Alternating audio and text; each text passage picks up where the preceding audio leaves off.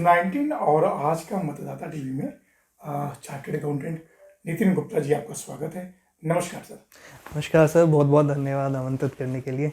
नितिन जी, बिल्कुल युवा हैं आप और जो आपका गाजियाबाद ब्रांच है उसमें आप चुनाव जीते हैं। चुनाव तो चुनाव ही होता है जी, तो आपको बहुत बहुत बधाई। बहुत बहुत शुक्रिया सर, बहुत बहुत शुक्रिया सर। सवाल ये है, अभी एक हफ्ता 10 दिन हो गया जी।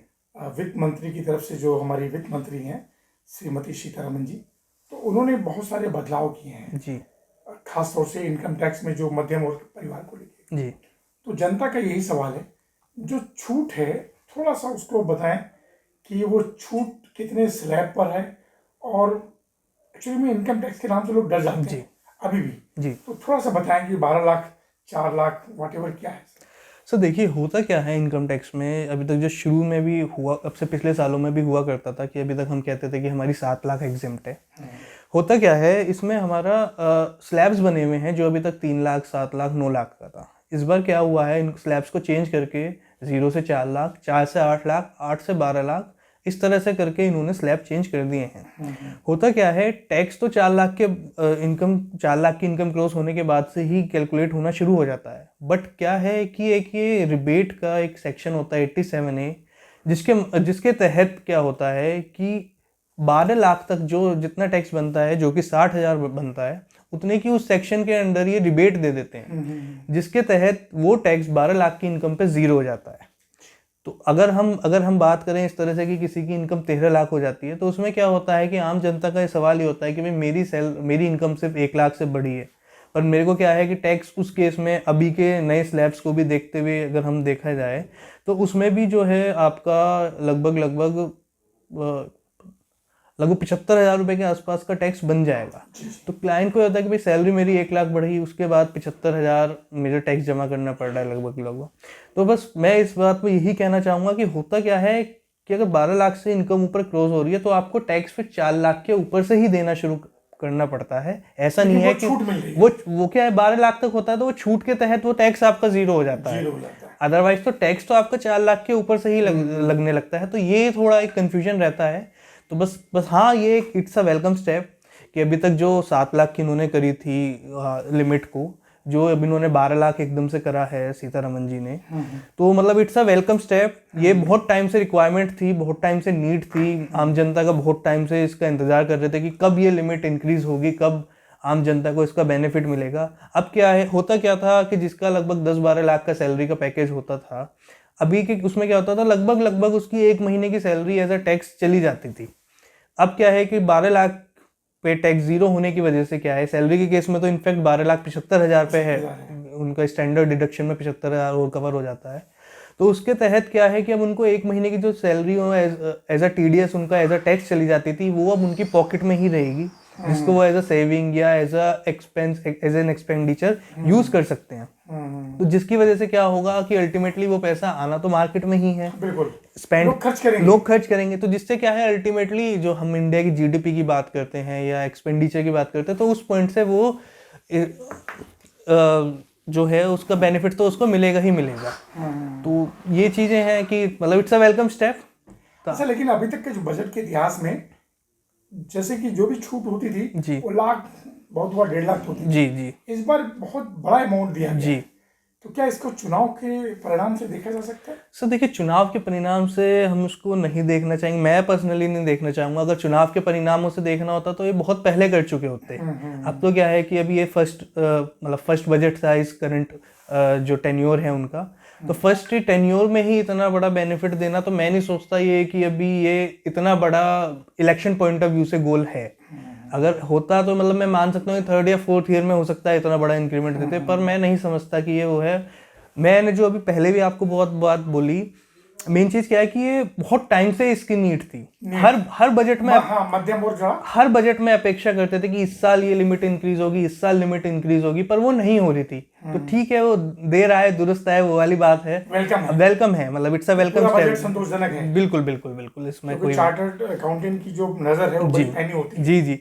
मतलब सर, अगर अभी मैं देख रहा था बिजनेस के पॉइंट ऑफ व्यू से भी, जो हमारा एक सेक्शन होता है 44AD में, जिसमें क्या है हमें बुक्स वगैरह उतनी मेंटेन नहीं करनी पड़ती हैं, उसके तहत भी अगर देखा जाए तो उसमें क्या अगर सब डिजिटल, अब तो वैसे भी सब डिजिटली हो गया है, तो उसमें क्या अगर 2 करोड़ का भी टर्नओवर है, उसमें आपको 6% का प्रॉफिट डिक्लेयर करना होता है। उस पर वो आपका 12 लाख ही बैठता है, जो नेट प्रॉफिट आपका बैठा, और वो 12 लाख हमारा प्रॉफिट मतलब न्यू टैक्स लिमिट में वो उस पर टैक्स जीरो ही हो जाता है। तो अल्टीमेटली नॉर्मल बिजनेसमैन के लिए भी जो 44 AD में अपनी रिटर्न फाइल करता है, सब ऑनलाइन उसकी डिजिटल पेमेंट्स हैं, तो उस केस में 2 करोड़ के टर्नओवर तक पे भी हम कह सकते हैं कि उसका टैक्स जीरो हो गया है। तो मतलब ऐसा नहीं है कि व्यापारियों के लिए फ़ायदा नहीं है, छोटे व्यापारियों के लिए जिनका टर्नओवर 2 करोड़ तक है उनके लिए भी बहुत ज़्यादा इस बहुत बेनिफिट है।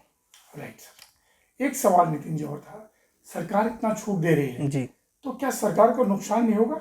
सब सरकार को बिल्कुल नुकसान होगा। इसमें सीतारमन जी ने डिक्लेयर करा भी था जब लिमिट बढ़ाई थी कि लगभग शायद 1 लाख करोड़ रुपए के आसपास का उनका जो फंड्स है, जो डायरेक्ट टैक्स से कलेक्शन आता था, वो कम होगा। बट हाँ, हम इसको इस तरह से देख सकते हैं कि अल्टीमेटली हमारा ईयर ऑन ईयर बेसिस पे ग्रोथ हुई है टैक्स कलेक्शन में, वेदर इट इज जो पैसा खर्चा करेंगे हाँ, इनडायरेक्ट वे में टैक्स जाएगा। जीएसटी तो अब भी कलेक्ट हो ही रहा है, इनकम टैक्स भी ईयर ऑन ईयर बेसिस पे देखे तो है तो सब ग्रोथ पे ही। तो उस मद्देनजर को मतलब उसको देखते हुए ऐसा है, मतलब मान सकते हैं कि हम थोड़ा कलेक्शन कम होगा, बट अल्टीमेटली एक्सपेंडिचर तो इकोनॉमी में ही घूमना है। बिल्कुल तो इधर मतलब बात यह है कि एक सोर्सेज से नहीं आएगा तो दूसरी सोर्सेज से आएगा, टैक्स कलेक्शन तो कवर कर ही लेंगे, मतलब कुछ ना कुछ तो ये चीज कह सकते हैं हम। 60,000 ये टैक्स नहीं देंगे जी, लेकिन वो खर्चा करेंगे तो इनडायरेक्ट वे में बिल्कुल सरकार के पास पहुंच ही जाएगा।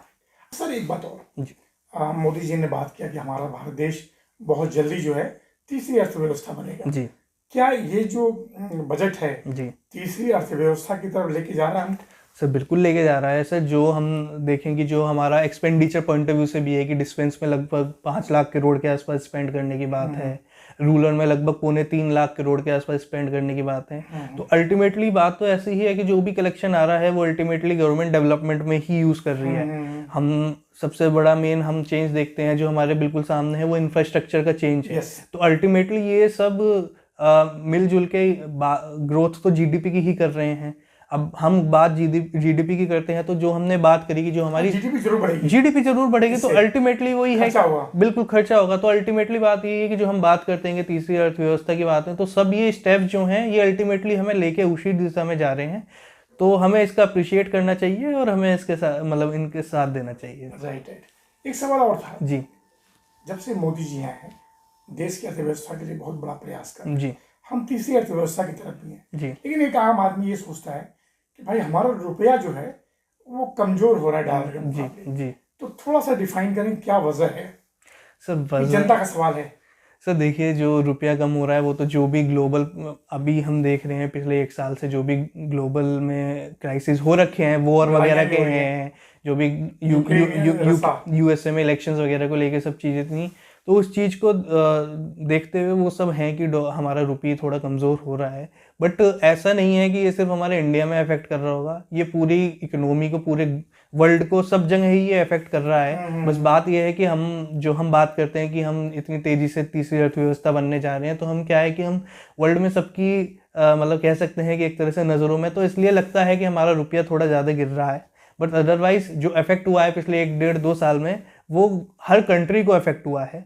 बट ये है कि हम इतने पावरफुल बन चुके हैं कि ठीक है, हम बिल्कुल फ्रंट पे रहते हैं, तो इसलिए हमारे रुपये का थोड़ा ज़्यादा वो दिखता है, बिल्कुल, लेकिन अंदर से मजबूत है, अंदर से बिल्कुल मजबूत है, ऐसा कोई वो दिक्कत वाली बात। ये आपने सही कहा सर कि इस बजट से जीडीपी निश्चित जी बढ़ेगी। बिल्कुल बिल्कुल। एक सवाल सर मेरा और इस बजट के ऊपर, सबसे ज्यादा फोकस स्टार्टअप पे है जी। एमएसएमई सेक्टर को लोन की सीमा बढ़ा दी गई है, एमएसएमई की डेफिनेशन को बड़ा कर दिया गया है, मतलब कोई होता था ना कि भाई स्टार्टअप है जी, छोटा अमाउंट होगा, ऐसा नहीं जी, शायद करोड़ों में है स्टार्टअप के लिए प्लानिंग की गई है जी। तो उससे हमारा भारत देश कितना मजबूत होगा सर? सर देखिए, आजकल स्टार्टअप का ही दौर है। क्या है कि युवा जनता है जो आजकल बिजनेस में घुस रही है, तो क्या है कि वो नए नए आइडियाज उनके पास आते हैं जिसकी वजह से वो एक अच्छा बिजनेस बना पा रहे हैं। हम बात करते हैं डिजिटल पेमेंट की, ये भी एक काइंड ऑफ, किसी ने सोचा थोड़ी था कि इतनी इजीली पेमेंट हम कर पाएंगे सब चीजें। तो क्या है कि युवा जनता है, युवा दिमाग है, तो वो नए नए बिजनेस आइडियाज की तरफ अग्रसर होता है, जिनकी वजह से ही हम बात करें तो एक जीडीपी में एक बहुत ज़्यादा बेनिफिट मिलता है, एक बहुत बड़ा बिजनेस वो क्रिएट कर पाते हैं, क्योंकि आज के टाइम में हम देखें तो हर कोई यूपीआई चलाता है। तो अल्टीमेटली है तो ये कि कहीं ना कहीं से एक स्टार्टअप हुआ था, वो आज इस लेवल तक पहुंच गया है कि वो सबकी मदद कर पा रहा है। तो वो ये कि पेटीएम क्या था, स्टार्टअप, मतलब स्टार्टअप जो है मतलब ईज ऑफ लाइफ वाला हम कह सकते हैं सिनेरियो कि कुछ मतलब जो स्टार्टअप्स होते हैं वो हमारी लाइफ को थोड़ा इजी बना रहे हैं। मतलब जोमेटो है कि ठीक है तुरंत हमारे पास खाना आ जाता है, सब चीज़ें, कैब सर्विसेज हैं, अब हमें सोचना नहीं पड़ता है। तो सब चीज़ें से स्टार्टअप के तहत ही हुई हैं। इसके मद्देनजर हम बात करें तभी डेवलपमेंट हो पा रही है, तभी सोच पा रहे हैं, तभी सब चीज़ें इतनी, कितना ह्यूज टर्नओवर उनका हो गया, तभी चीज़ें इतनी फास्ट हो पाती हैं। मतलब with in a click of seconds आप सब चीज़ें कर सकते हैं। तो इसलिए हम यही कहेंगे कि स्टार्टअप्स की वजह से ही ये सब हो पा रहा है। तो इसलिए फोकस तो स्टार्टअप पर रहना अनिवार्य है, जो कि हमें दिखा है, जो इस बजट में दिखा है। बिल्कुल। और उससे निश्चित तौर पे तीसरी अर्थव्यवस्था बिल्कुल में मजबूती आएगी। बिल्कुल बिल्कुल। सर एक सवाल और भी था, भारत देश में बस बिल्कुल जी 5 मिनट और, कि भारत देश में पहले बहुत सारी मैन्युफैक्चरिंग यूनिट थी जी जो कि धीरे धीरे खत्म हो गई, जी और चाइना से या बाहर के देशों से जी हम लोग डिपेंडेंट हो गए जी ट्रेडिंग के रूप में। जी तो क्या जो मैन्युफैक्चरिंग को बढ़ावा देने के लिए जी ये बजट फोकस करेगा? सब बिल्कुल करता है। हर बार हमने देखा है कि हमारे मोदी जी का ये रहा है कि इंडिया को एक मैन्युफैक्चरिंग हब बनाना है। हमने पास्ट में देखा भी है कि बहुत सारी फैक्ट्री, बहुत सारे बड़ी बड़ी कंपनियों के सेटअप्स चाइना से अपना शिफ्टिंग करके इधर बेंगलोर और इधर इंडिया में ही आए जा रहे हैं। तो क्या है, मतलब इसको देखते हुए अल्टीमेटली फोकस तो यही है कि जो इंडिया को भी काइंड ऑफ मैन्युफैक्चरिंग हब बनाने की हमारी तैयारी चल रही है। और उस के मद्देनजर जो ग्लोबल कंपनियां हैं वो सब इंडिया में आके इन्वेस्ट कर भी रही हैं और यहाँ पे वर्क कर भी रही हैं। तो ऐसा नहीं है कि मैन्युफैक्चरिंग हब अब हम मतलब थोड़े हल्के पड़ रहे हैं जी, वो खुद मैन्युफैक्चरिंग यूनिट डाल रहे हैं। बिल्कुल बिल्कुल। जैसे आपको याद होगा सर, पहले खिलौना केवल चाइना से आता जी था, जी पटाखे वहीं से आते बिल्कुल। थे, अब यहाँ बनना शुरू हो गया। यहाँ पे क्या प्रोडक्ट प्रोड्यूस नहीं हो रहा है आज के टाइम में, हर चीज़ों के हम मैन्युफैक्चरिंग सेटअप को सेटअप करने का हम मतलब रखते हैं और हम कर भी रहे हैं। तो बस बात यही है कि sir things take time to happen. तो वही चीज़ें चल रही हैं, धीरे धीरे दौर चेंज हो रहा है और आने वाले समय में और भी चेंज होगा। तो सब चीज़ें यहाँ हमें इंडिया में इजीली अवेलेबल हो पाएंगी और तीसरी अर्थव्यवस्था बिल्कुल बनेगी, बिल्कुल बने। सर एक सवाल मेरा और भी था कि मोदी जी ने या नितिन गडकरी ने बहुत सारे क्षेत्रों में जी नया प्रयोग किया, सफल भी हुआ। जी जो ई व्हीकल्स वगैरह जो अब भारत देश में जी उसका चलन स्टार्ट हो गया, जी, तो इससे भी हमारी इकोनॉमी मजबूत बनेगी।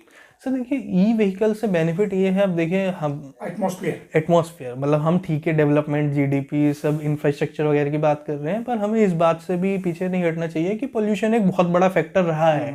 मतलब हम बात करते हैं हर बार, मतलब नवंबर, दिसंबर, जनवरी में कि दिल्ली को एक बिल्कुल मतलब वहाँ पोल्यूशन इतना हो जाता है कि वहाँ पे बिल्कुल, फिर भी पटाखे छूट जाते हैं। बट ये है कि मतलब पोल्यूशन मुक्त है, तो उसके मद्देनजर हमें कुछ ऐसे स्टेप्स भी लेने पड़ेंगे कि जो हमारा एटमॉस्फेयर है उसको ज़्यादा हार्म ना हो।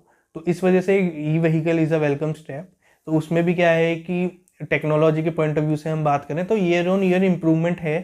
तो वही से जो मैंने पहले भी कहा कि थिंग्स टेक टाइम, ऐसा नहीं है कि आपने आज सोचा और वो कल पूरा हो जाए।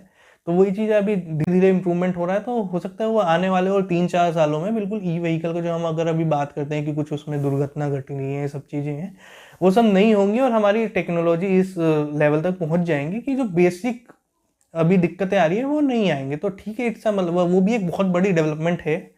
तो ये कब तक हम फॉसिल फ्यूल्स या पेट्रोल पे मतलब डिपेंड रह सकें तो बाहर के देशों में। जी। अच्छा सर एक बात और, बिल्कुल जनता का सवाल है जी, इनकम टैक्स पेयर नहीं बढ़ रहे हैं।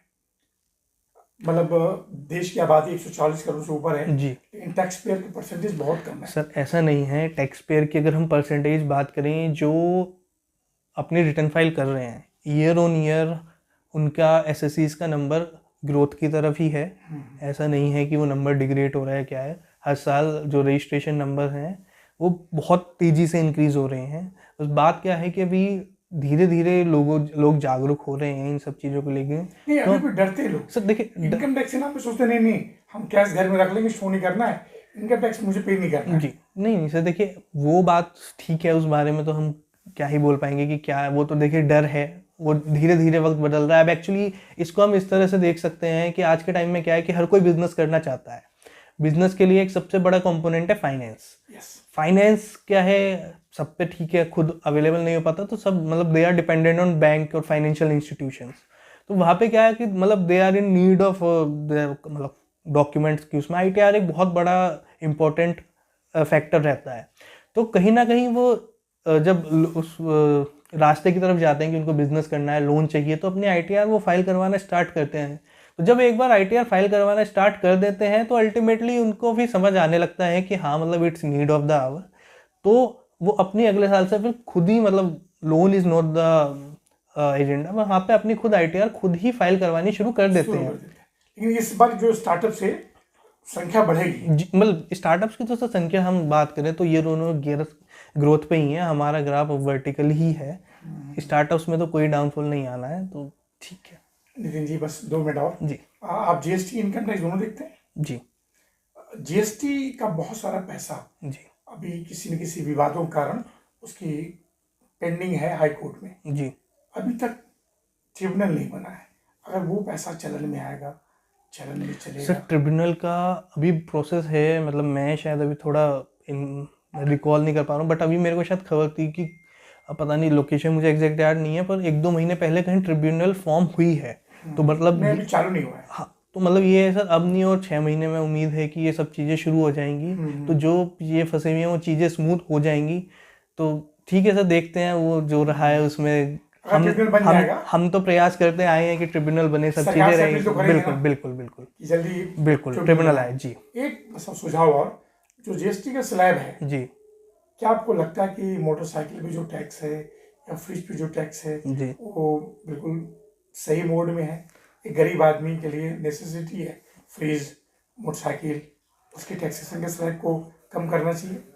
सिंपल सवाल है सर। देखिए टैक्सेशन स्लैब को कम करने की बात, तो अगर फ्रिज वगैरह नेसेसिटी आप बिल्कुल बन गई है, मैं बिल्कुल वो इस बात से आपके डिसएग्री नहीं करूँगा, बट सर अगर इन नेसेसिटी आइटम पर अगर टैक्स रेट गवर्नमेंट कम करती है, तो मुझे लगता है कि सबसे ज़्यादा इनका जो रेवेन्यू कलेक्शन है बहुत आउटगो हो जाएगा, क्योंकि वही जो आपने कहा नेसेसिटी वाली बात है। जी। मेरे को लगता है कि इधर आप अगर हम उनकी इलेक्ट्रॉनिक आइटम्स वगैरह की बात करें तो कंपनियां, मैन्युफैक्चरिंग कंपनियां भी कोशिश करती हैं कि वो मिनिमलिस्टिक साइड रखें। तो मेरा ये मानना है कि अगर सरकार कम कर भी देगी GST का रेट, कहीं ना कहीं कंपनियां अपना बेस प्राइस बढ़ा देंगी, तो अल्टीमेटली वो प्राइस वहीं पर है। क्योंकि बात आज के टाइम में क्या है, सबको एक बड़ी बात कही आपने, सबको एक मतलब आदत लग चुकी है कि भाई ठीक है, मेरे को पता है कि मेरा फ्रिज है, बेसिक फ्रिज लगभग 10-12 हज़ार का, मतलब आपने बिल्कुल माइंड बात करें हम बिल्कुल नेसेसिटी है, तो मिनिमम साइड की 10-12 हज़ार, तो वो सर वहाँ पे ही प्राइस रहना है, वो आप नहीं लेके जा पाएंगे। और कम करेगी तो कंपनियां हाँ मतलब कुछ ना कुछ इस तरह से वो हो जाएगा, तो इसलिए मतलब इतना वो नहीं है। तो जो सरकार का स्लैब रेट है मतलब इट्स ओके, मतलब ठीक। और जो 28% है सर 28% हम बात करें तो लिमिटेड आइटम्स पे ही है, वो सही है, वो सही है सर। हम बात करते हैं वो कार पे है, तो कार ठीक है, हम बात करते हैं नेसेसिटी बनती जा रही है, बट ठीक मतलब है तो अभी भी काइंड ऑफ लग्जरी उसमें आती है ही, कुछ चीज़ें तो मतलब बहुत सारी कुछ कारें हम कह सकते हैं कि हमारे नेसेसिटी पॉइंट ऑफ व्यू से हैं, बट ना मैक्सिमम कारें तो हमारी लग्जरी के पॉइंट ऑफ व्यू से भी हैं। तो अब हम बात करते हैं एसीज वगैरह के, उसमें है 28%। AC के पॉइंट ऑफ व्यू से हालांकि सोच सकती है सरकार कि अगर उस पर 18% करेगा, जो सब चीज़ें हैं, बट ठीक है वो तो सर सरकार के हाथ में, हम उस पर ज़्यादा वो नहीं अपील तो कर ही सकते हाँ हैं। जी बिल्कुल। लास्ट सवाल नितिन गुप्ता जी, लास्ट सवाल, मतलब वित्त मंत्री और हमारे देश के प्रधानमंत्री से कुछ अपील करना चाहेंगे एक युवा होके कि भाई इस सेक्टर को और ध्यान दिया जाए आर्थिक रूप से, चाहे वो ATM पे, जैसे ATM हम कोई भी गरीब वर्ग पैसा निकालता है उस पर पैसा लगता है, या बैंक में जो ट्रांजेक्शन होते हैं उस पर पैसा लगता है, या अगर हम उनसे अपनी वो मांगते हैं कि भाई मुझे पूरा रिपोर्ट कार्ड दीजिए, स्टेटमेंट दीजिए, उससे पैसा लगता है, कुछ इस तरह की जनता की तरफ से मांग करना चाहेंगे?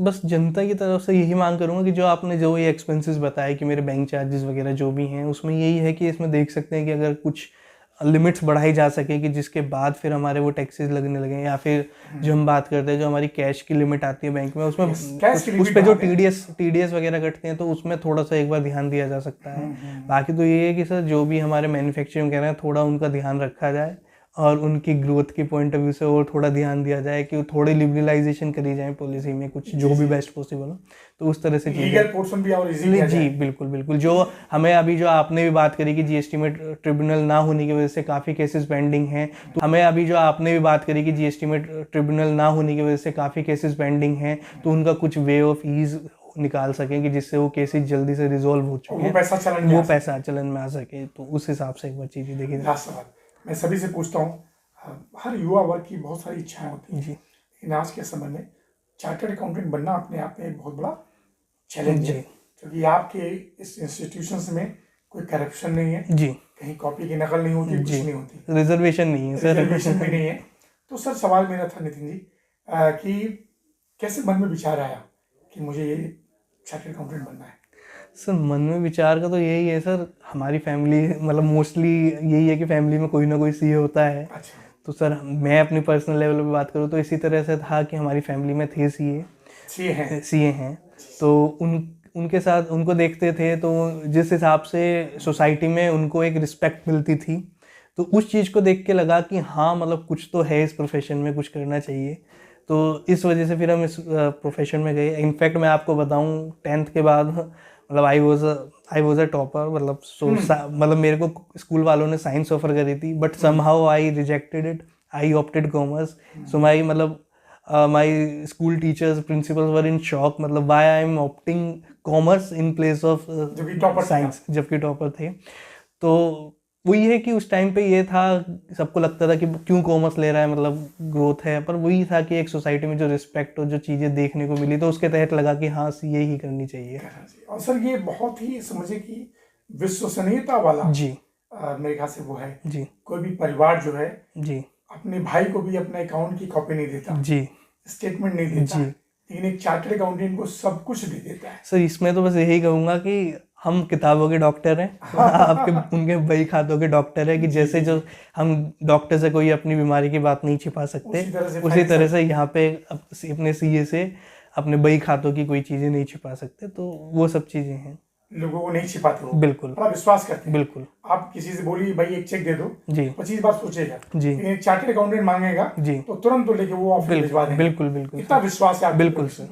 लास्ट सर नितिन जी, आप चुनाव जीत के आए हैं जी, जो अभी इलेक्शन हुआ है 19 तारीख को जी, तो क्या लक्ष्य होगा बच्चों के लिए या अपनी संस्था की तरफ से, क्योंकि 4 वर्ष का आपका समय होगा? जी सर देखिए, लक्ष्य यही है, यही सोच के आए थे कि जो भी हम बेस्ट पॉसिबल जो भी टाइम दे पाएँ और जो भी अपने मेंबर्स के लिए, स्टूडेंट्स के लिए बेस्ट कर पाएँ, जो भी सेमिनार्स है, जो भी प्रोग्राम्स हमें ब्रांच लेवल पे कराने होते हैं, वो अच्छे से अच्छे करवा पाएँ। जो एक लेगेसी चलती आई है ब्रांच की, जो पिछले 5 मेंबर्स ने, चेयरमैन्स ने ब्रांच के लिए इतना करा है, बस यही है कि उन्हीं की तरह, उन्हीं के नक्शे कदमों पे चल पाएँ और मेंबर्स के लिए एक अच्छा काम कर पाएँ, और स्टूडेंट्स के लिए भी ऑब्वियसली। जी, मेंबर्स तो आप लोग हो ही है। जी जी जी, और मेरे ख्याल से 1 महीने के अंदर आप लोग को पद भी मिल जाएंगे। जी चलिए नितिन गुप्ता जी, आपका बहुत बहुत धन्यवाद। धन्यवाद। फिर किसी विषय पे बात करेंगे। जी सर, धन्यवाद, नमस्कार।